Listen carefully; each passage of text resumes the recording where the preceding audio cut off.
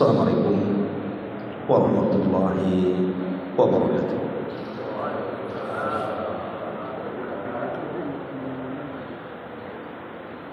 Alhamdulillah, alhamdulillahilladzi arsala rasulahu bil huda wa dinil haqq liyudhhirahu 'ala ad-dini kullihi wa kafa billahi shahida wa kafa billahi wakila. Asyhadu an la ilaha illallah wahdahu rabbi la syarika lah wa asyhadu anna Muhammadan 'abduhu wa rasuluhu alladzi la nabiyya ba'dah. Rabbi shrah li sadri wa yassir li amri wahlul 'uqdatam min lisani yafqahu qawli, amma ba'du. Hadirin dan hadirat jamaah salat subuh Masjid Al-Khair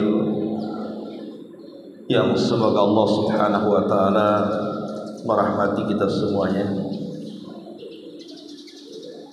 Alhamdulillah, di pagi hari ini tentunya dengan nikmat yang Allah anugerahkan kepada kita, kita bisa atau mampu melaksanakan salat subuh berjamaah. Kemudian kita duduk sesaat sampai syuruk insyaallah untuk thalabul ilmu. Karena kebetulan kita juga berada di bulan Rabiul Awal, tentu mengingatkan kita tentang banyak sejarah Nabi sallallahu alaihi wasallam. Jadi pembahasan kita di pagi hari ini, kita akan bicara soal kecintaan kita kepada Nabi sallallahu alaihi wasallam. Hadirin dan hadirat yang dimuliakan Allah Subhanahu wa taala, Al-Imam Hasan Al-Basri rahimahullahu taala, seorang alim dari ulama tabi'in, beliau mengatakan,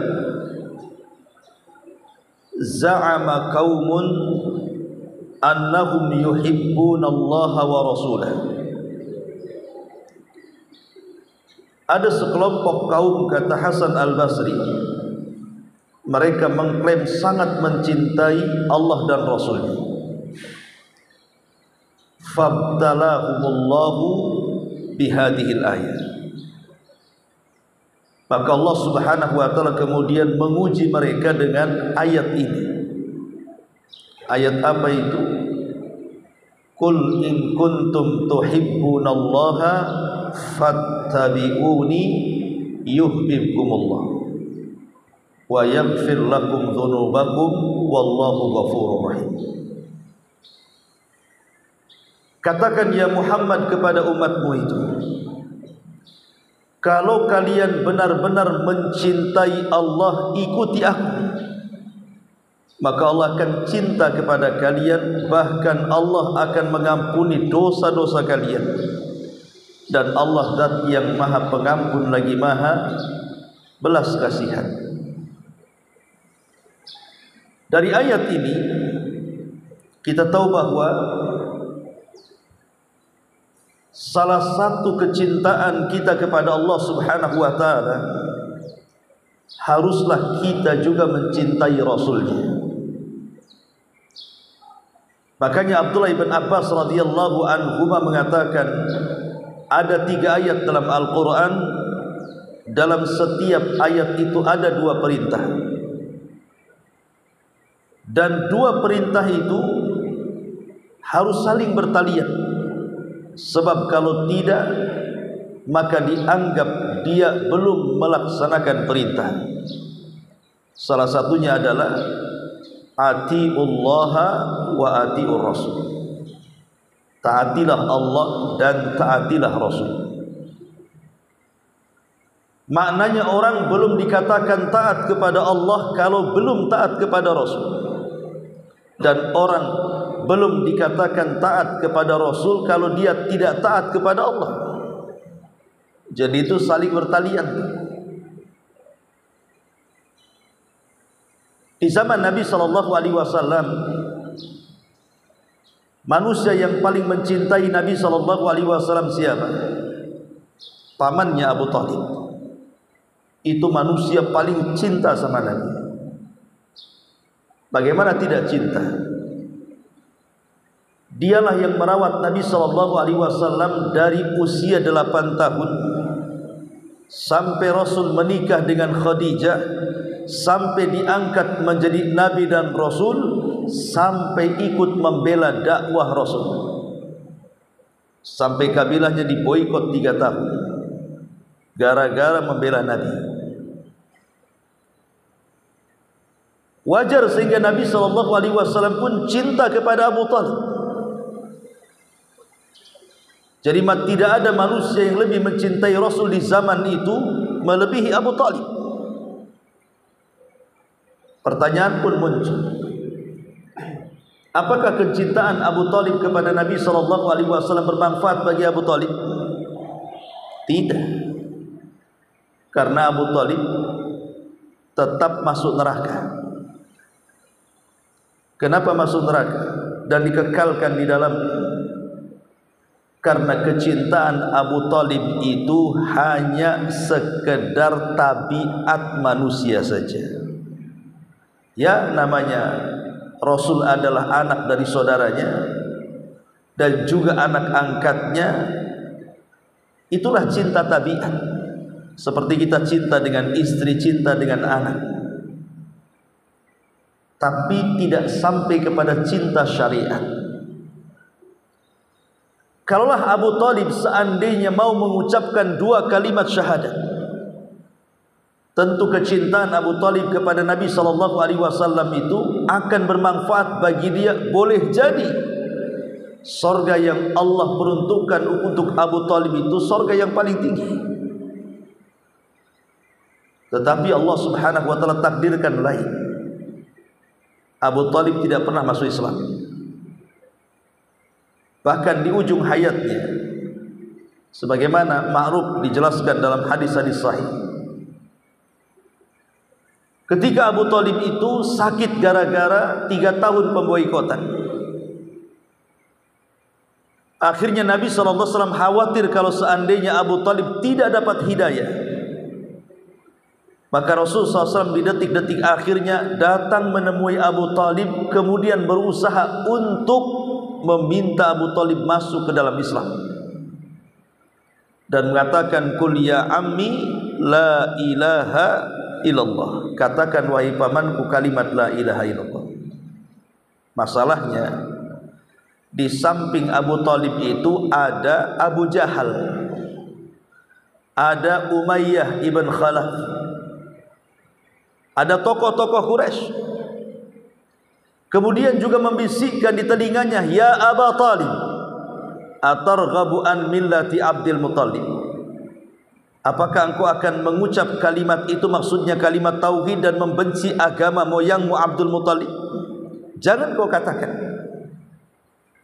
Jadi satu sisi Rasulullah SAW meminta Abu Talib mengucapkan 2 kalimat syahadat, tapi di sisi lain musuh-musuh Islam membisikkan di telinga Abu Talib untuk tetap berada di atas agama moyangnya.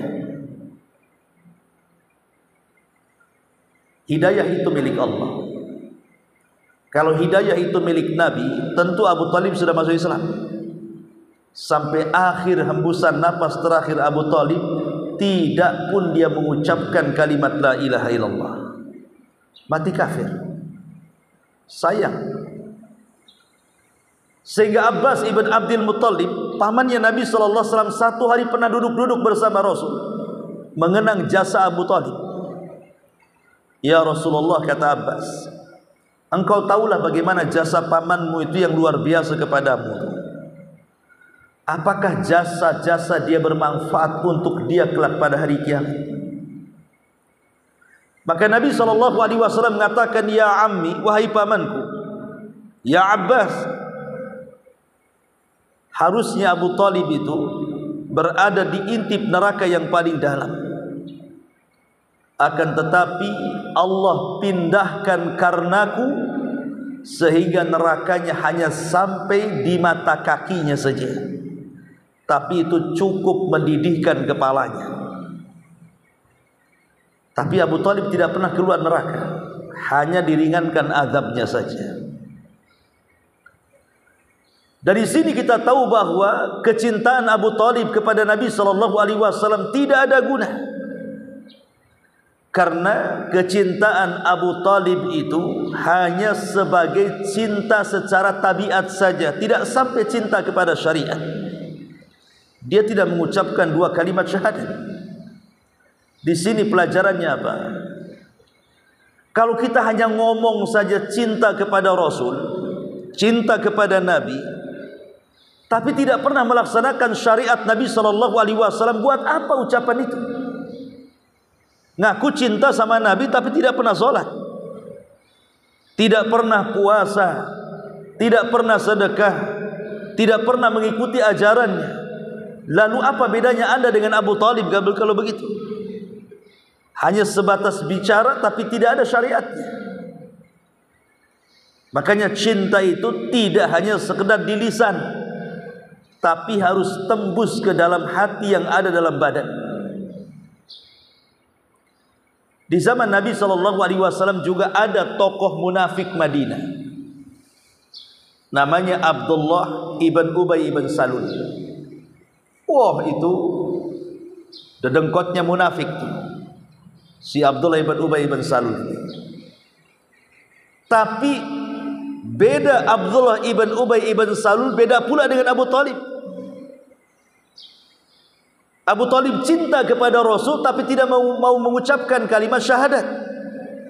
Si Abdullah ibn Ubay ini pula benci sama Nabi tapi mau pula dia mengucapkan syahadat. Bahkan solat di belakang Nabi, jihad di belakang Nabi, sedekah di hadapan Nabi.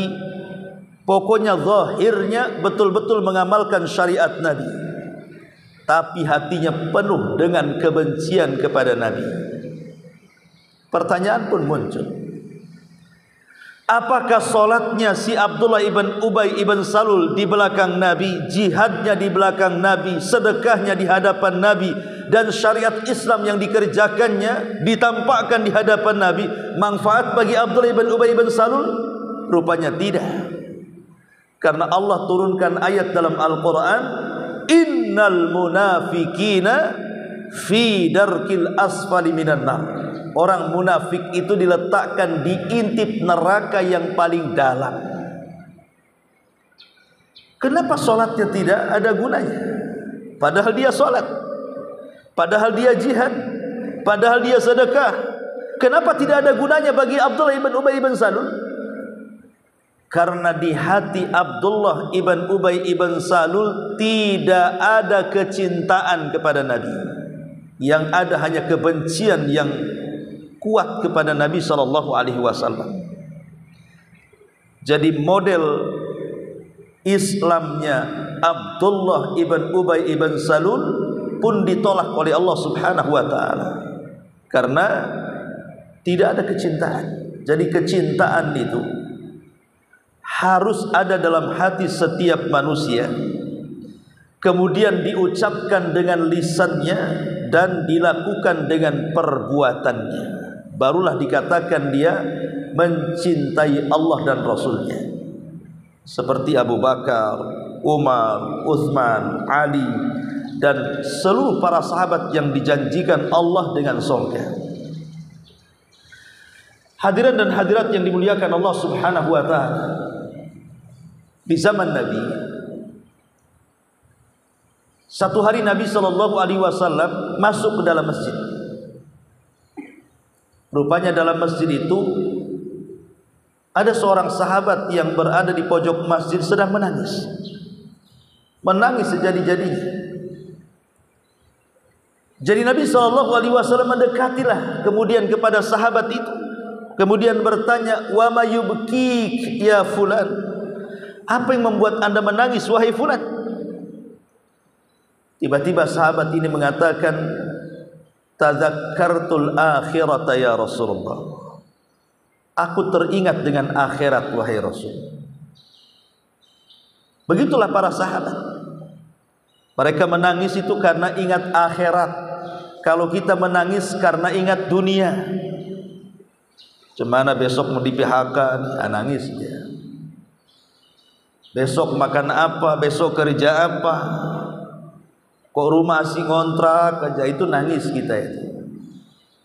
Gak kepikiran besok masuk neraka ke masuk surga. Itulah bedanya kita dengan mereka para sahabat. Sahabat itu menangis karena ingat akhirat. Jadi Nabi SAW bertanya, lalu apa yang kau pikirkan tentang akhirat? Maka sahabat ini mengatakan, ya Rasulullah, aku membandingkan diriku dan dirimu, katanya. Kalau seandainya Allah takdirkan aku dan dirimu meninggal dunia, taruhlah Allah takdirkan saya dan kamu masuk surga. Saya yakin surgamu pasti akan berbeda dengan surgaku. Surgamu pasti tinggi, surgaku pasti rendah. Macam mana aku akan melihat dirimu, memandang dirimu, padahal sehari saja aku tidak memandang wajahmu, aku bisa sakit.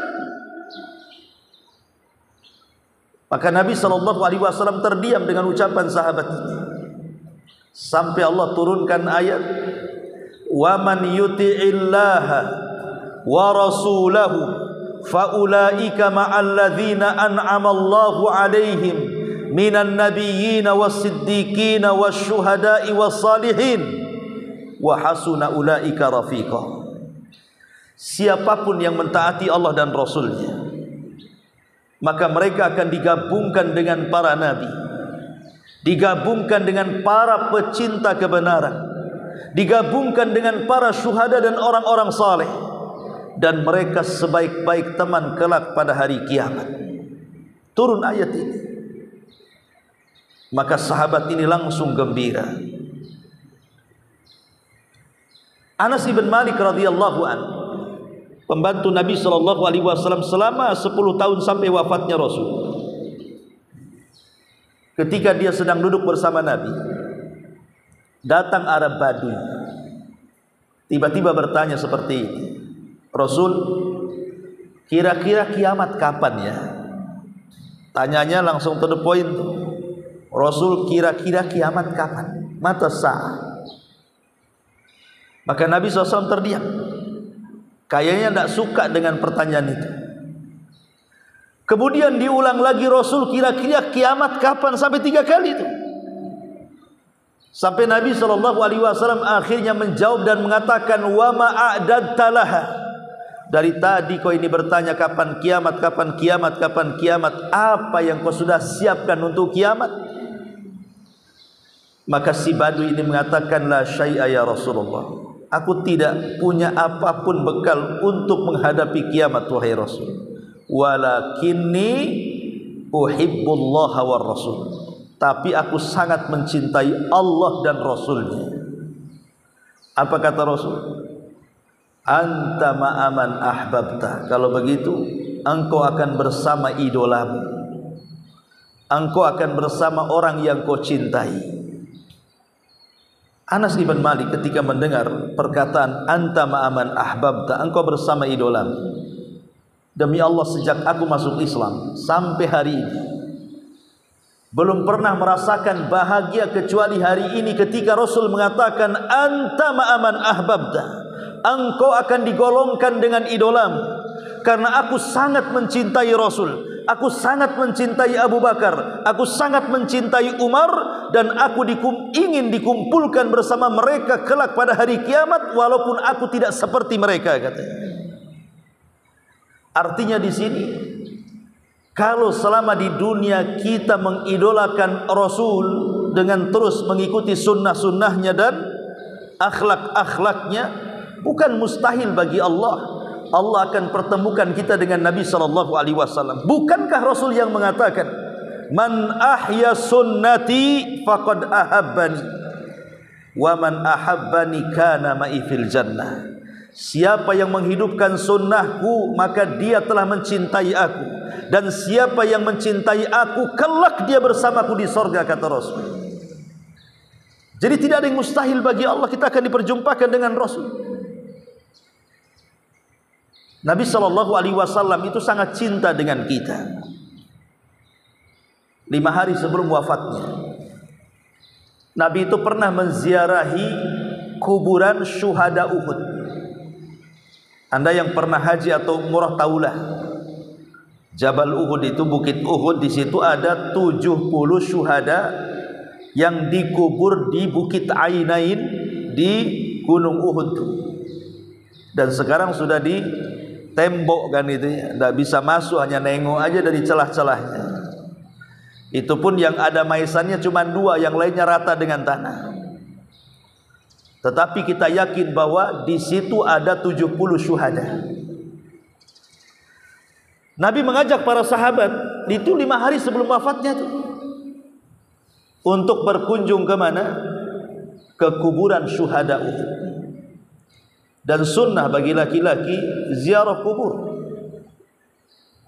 Kadang-kadang kita ziarah kubur itu kalau ada orang mati saja, sekalian ngantarkan jenazah, sekalian ziarah kubur. Cobalah sekali-kali sendirian datang ke kuburan itu malam-malam.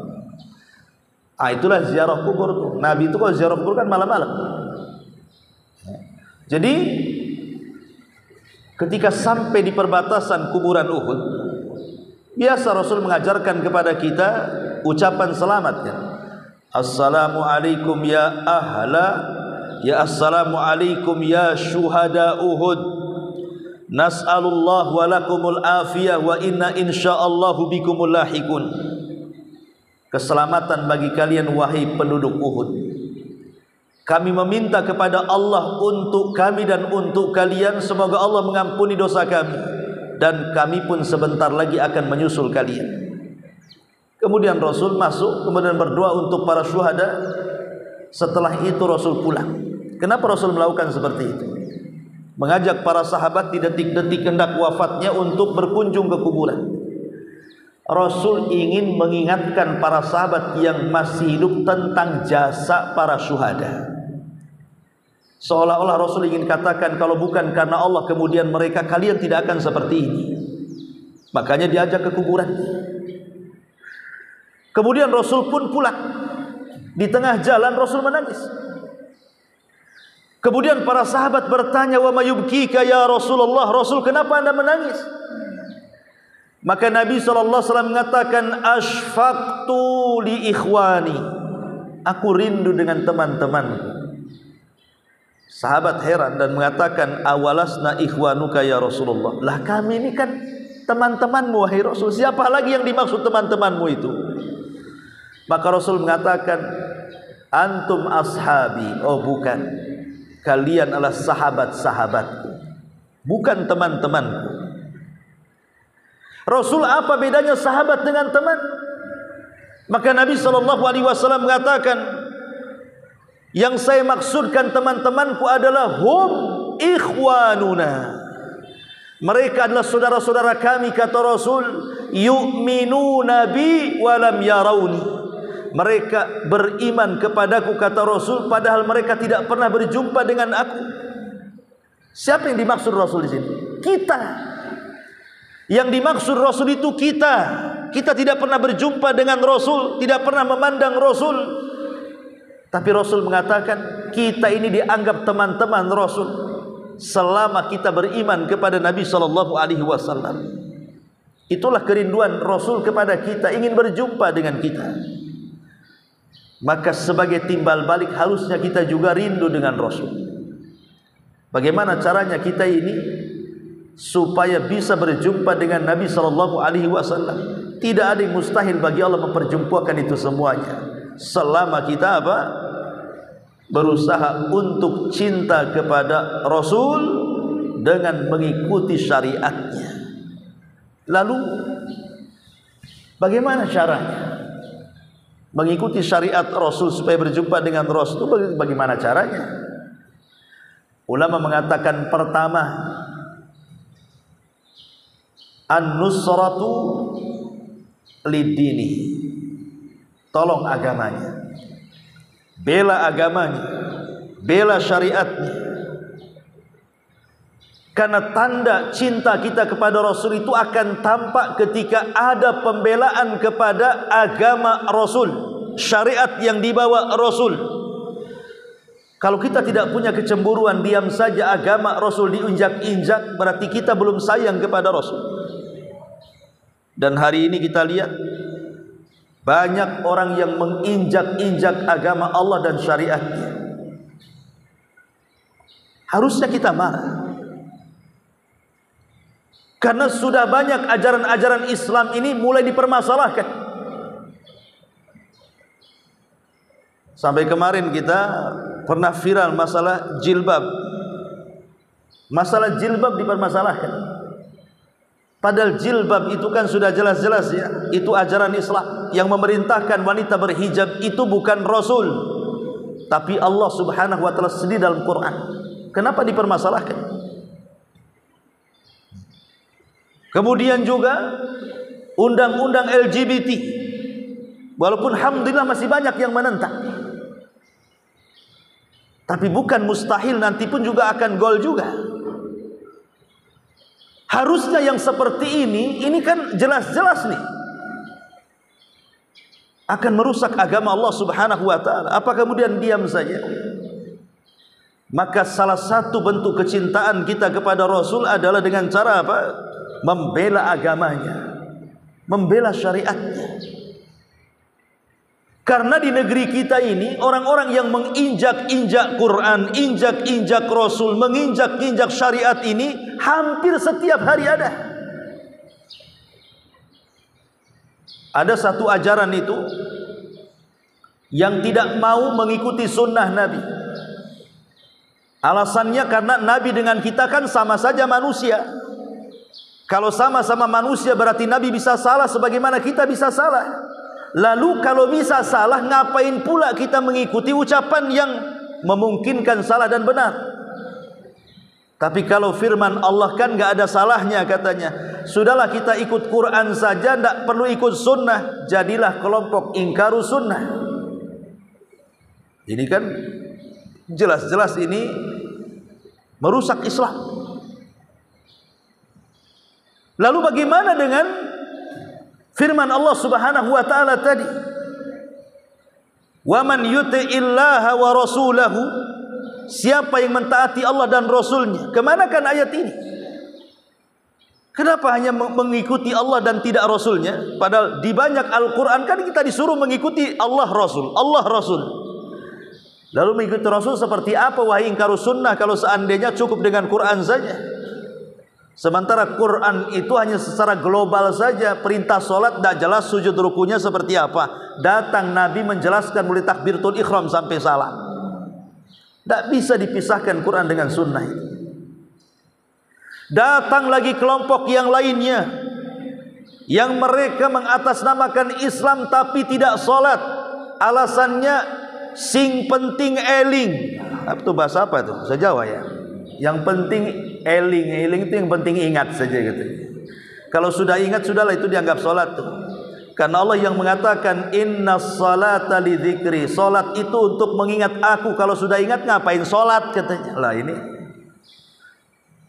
Kemudian lebih jauh lagi berdalil pula wa'budullaha hatta ya'tiyakal yakin, sembah Allah sampai datang keyakinan. Saya sudah yakin, ngapain menyembah lagi katanya.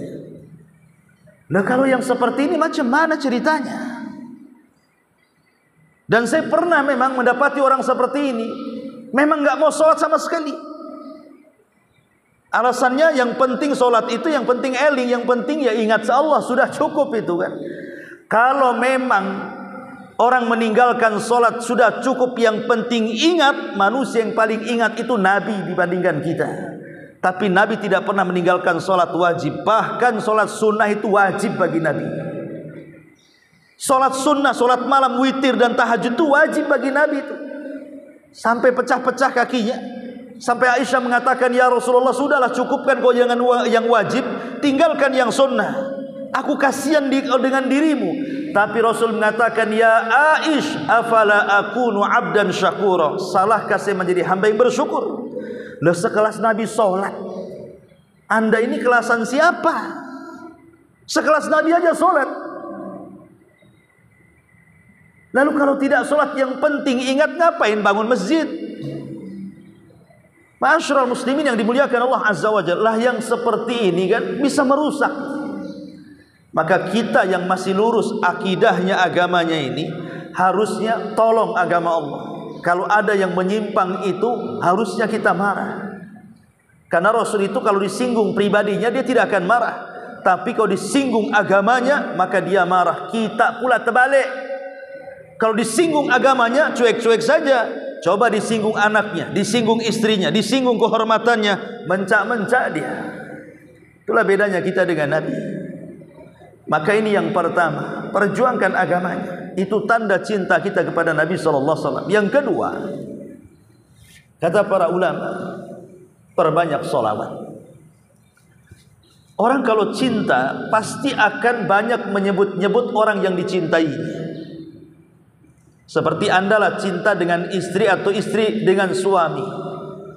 Di awal-awal pernikahannya biasanya itu kan masih lengket-lengketnya, kemana-mana berdua.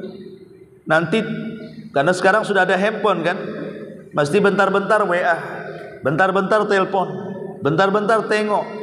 Itulah orang cinta. Tapi orang benci kalau ada telepon mau dibanting aja handphonenya, kalau bisa diblokir tuh nomornya.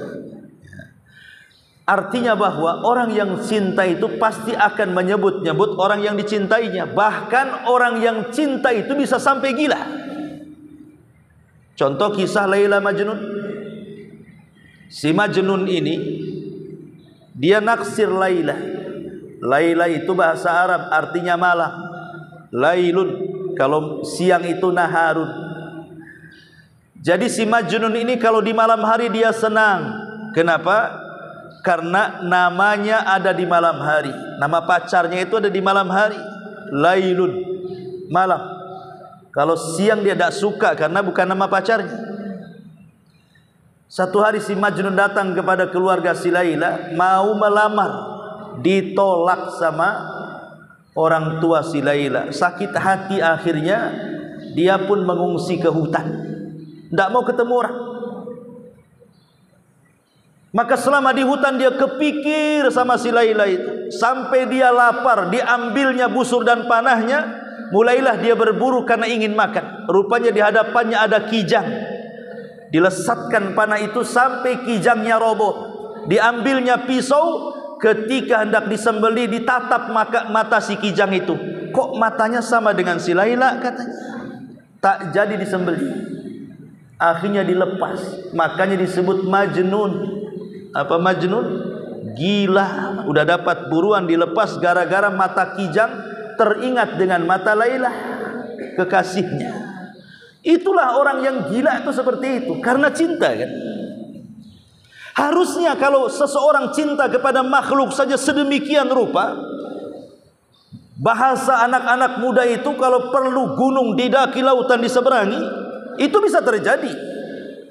Harusnya kecintaan kepada Nabi SAW lebih dong daripada kecintaan kita kepada manusia. Karena dia yang menyelamatkan kita, dunia kita dan akhirat kita. Harusnya kecintaan kita kepada Rasulullah harus lebih kan. Lah salah satunya adalah perbanyak salawat. Allahumma salli ala sayyidina Muhammad. Arti salawat itu artinya kan dalam salawat itu ada dua kata, ada salat dan ada salam. Sallallahu alaihi wasallam. Apa makna salat? Apa makna salam? Makna salat itu artinya pujian. Jadi ketika kita mengatakan Allahumma salli ala Muhammad, artinya ya Allah, tolong puji Nabi saya Muhammad itu di hadapan makhlukmu yang ada di langit sana.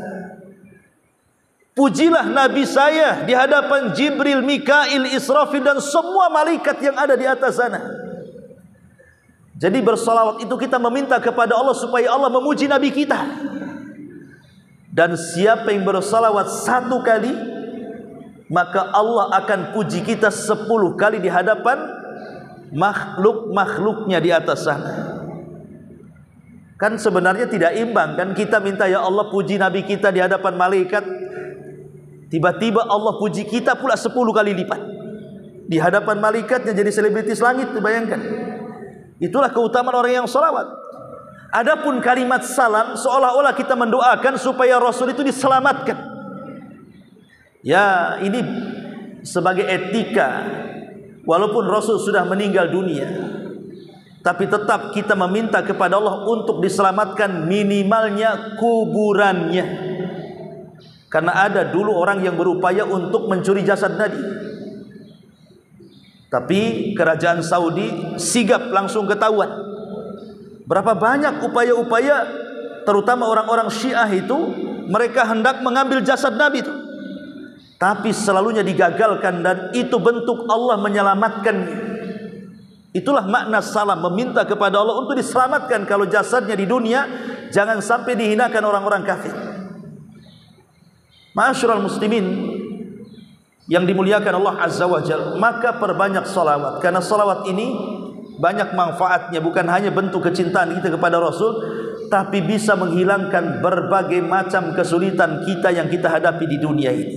Coba saja kalau kita banyak masalah, yang masalah itu seolah-olah melilit kita dan kita tidak bisa keluar, dan seolah-olah seperti kiamat, perbanyak salawat saja, dan kita yakin pasti Allah akan hilangkan tuh banyak kesulitan kita ini. Harus yakin ya, jangan pengen coba-coba. Kalau coba-coba mah nggak akan pengaruh ya. Ini yang kedua, dan yang ketiga, karena waktu juga lah yang terakhir. Apabila para ulama mendefinisikan kalimat asyhadu anna Muhammadan abduhu wa rasul, hamba Allah dan Rasulnya, maka ada 4 kata yang selalu disebutkan para ulama. Apa? Tasdikuhu fi ma akhbar, wa tuti'uhu fi ma amar, wajtinabu ma naha anhu wa jazam, wa alla na'buda Allah illa bima syara. Ini 4 kata selalu disebutkan oleh ulama akidah. Tasdikuhu fi ma akhbar, ta'atuhu fi ma amar, ijtinabu ma naha anhu wa jazar, wa alla na'budallaha illa bima syara. Pertama, benarkan semua berita yang datang dari Nabi, masuk di akal ataupun tidak, diketahui hikmahnya ataupun tidak. Yang jelas yang ngomong Nabi, sudahlah samina wa ata'na saja, jangan dikorek-korek. Karena ada contoh namanya hadis yang mengatakan, apabila ada seekor lalat masuk di salah satu bejana kalian, umpamanya kita sedang ngopi, tiba-tiba lalat nyemplung di situ, kata Rasul, tenggelamkan tuh si lalat ke dalam kopi, kemudian baru dibuang, baru kopinya diminum. Kenapa? Karena di satu sayapnya terdapat racun, di satu sayapnya terdapat penawarnya. Itu kalau kopinya masih mau diminum, maksudnya ya. Tapi kalau kopinya mau dibuang, ya ngapain dicelup-celupkan lalatnya? Oh, nggak diminum juga kan itu. Ini maksudnya kalau mau diminum lagi. Ya.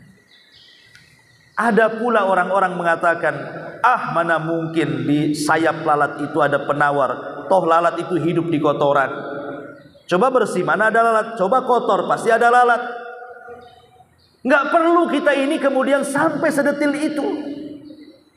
Karena pengetahuan kita tentang lalat itu tidak sebagaimana pengetahuan Rasul tentang lalat. Rasul itu ada wahyu yang ngasih tahu, kita nggak ada wahyu. Kenapa diprotes hadis itu? Kecuali hadis itu lemah, hadis itu sahih. Dan ternyata para dokter akhirnya mulai mereka meneliti soal hadis itu tentang kebenarannya, dan 100% apa yang disabdakan Rasul itu sebuah kebenaran. Rupanya betul di satu sayapnya itu ada penawarnya. Tapi bagi kita, diteliti ataupun tidak, apapun yang dihabarkan Rasul tidak mungkin dusta. Bagi kita samina wa ata'na. Kenapa sibuk dengan penelitian?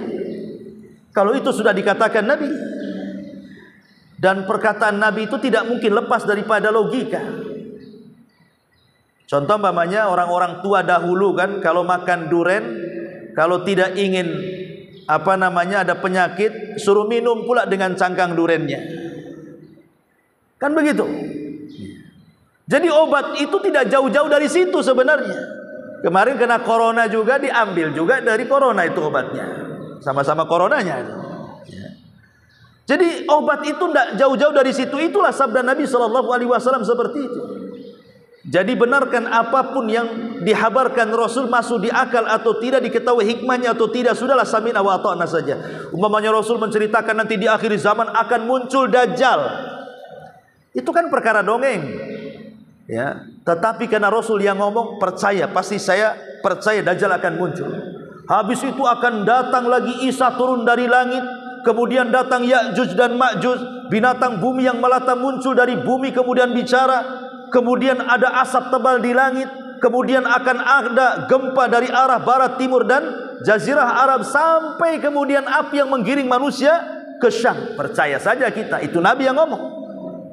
Ataupun perkara-perkara setelah kematian, ada himpitan, ada fitnah, ada azab, ada nikmat kubur dan macam-macamnya. Termasuk juga kabar tentang hari kiamat. Ada tiupan sangkakala pertama, kedua kebangkitan, mizan, hisab, jaza, macam-macam. Kita harus yakin kan itu. Karena itu bagian daripada kecintaan kita kepada Rasul. Yakini apapun yang dihabarkan Rasul, masuk di akal atau tidak. Yang kedua, taati apapun yang diperintahkan.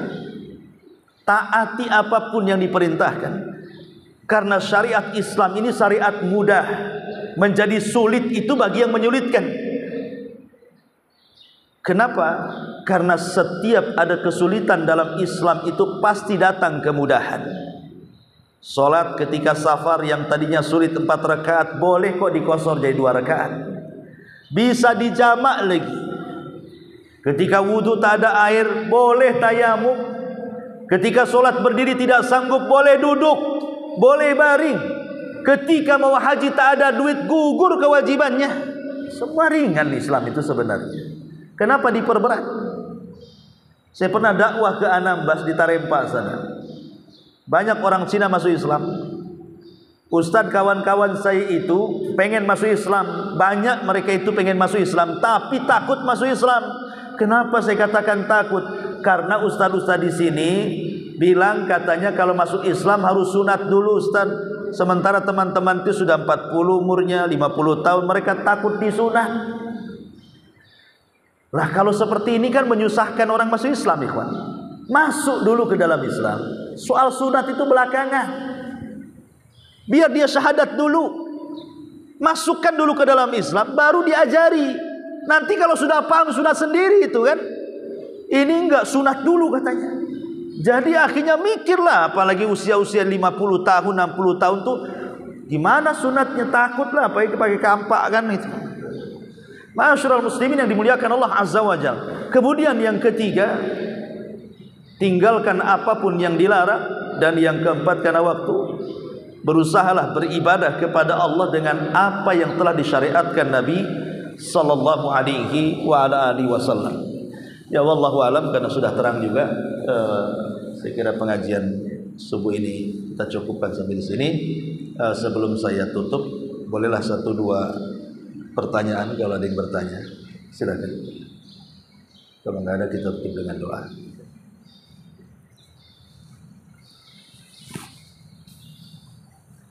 Oh, sudah paham.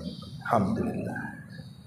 Ya, kita berdoa kepada Allah Subhanahu wa taala, semoga di pagi ini menjadi pagi yang berkah dan semoga Allah memberikan istiqomah kepada kita. A'udzubillahi minasyaitonir rajim. Bismillahirrahmanirrahim. Ihdinas siratal mustaqim, ihdinas siratal mustaqim, siratal ladzina an'amta 'alaihim ghairil maghdubi 'alaihim waladdallin. Allahumma nas'alukal huda wat tuqa wal afafa wal ghina. Allahumma nas'alukal huda wat tuqa wal afafa wal ghina. Allah nas'alukal jannah wa ma qaraba ilaihi min qawli wa amal. Wa na'udzubika min sakhatika wan nar. Wa na'udzubika min sakhatika wan nar. Allahumma nas'aluka khairat dunya wal akhirah. Allahumma waffiqna ila siratikal mustaqim. Allahumma la tuzigh qulubana ba'da idh hadaytana wa hab lana min ladunka rahmatan innaka antal wahhab. Rabbana atina fid dunya hasanah wa fil akhirati hasanah wa qina adzabannar. Wa sallallahu ala sayyidina Muhammadin wa ala alihi washabbihi ajmain. Subhanakallahumma bihamdika asyhadu an la ilaha illa anta astaghfiruka wa atubu ilaik. Allahu ta'ala. Assalamualaikum warahmatullahi wabarakatuh.